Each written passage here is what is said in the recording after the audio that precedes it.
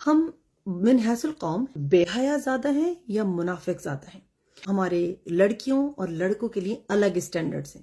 لڑکیوں کے لیے اصول کچھ، لڑکوں کے لیے اصول کچھ.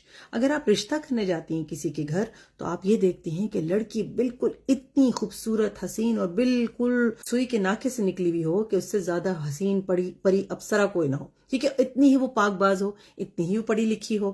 لیکن اگر آپ کا بیٹا کسی لڑکی کو باہر گھما رہا ہے تو وہ تو کوئی مسئلہ نہیں.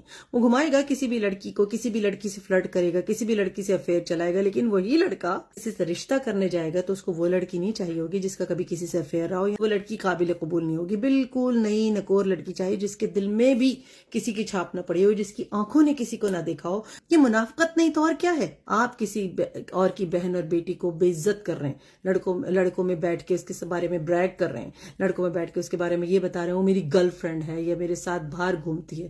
لیکن اسی لڑکی سے آپ شادی نہیں کریں گے کیونکہ وہ خراب ہے. آپ نے یہ سوچا ہے کہ آپ کی اپنی بہن اور بیٹی کے ساتھ بھی کوئی اگر ایسا کرے گا تو آپ کو کیسا فیل ہوگا؟ تو ہم بے حیا بھی ہیں اور منافق بھی ہیں. بس یہ سمجھ نہیں آتا زیادہ کیا صفت ہے ہمارے اندر. تو من حیث القوم ہمیں لحاظ ہونا چاہیے. یاد رکھیے جو آپ کریں گے وہ آپ کے ساتھ لوٹایا جائے گا. What goes around comes around. دعا میں یاد رکھیے گا. اور اگر یہ ویڈیو کسی کے کام آ سکتی ہو، کسی کو شرم دلا سکتی ہو، تو ضرور اس کو شیئر کیجیے گا.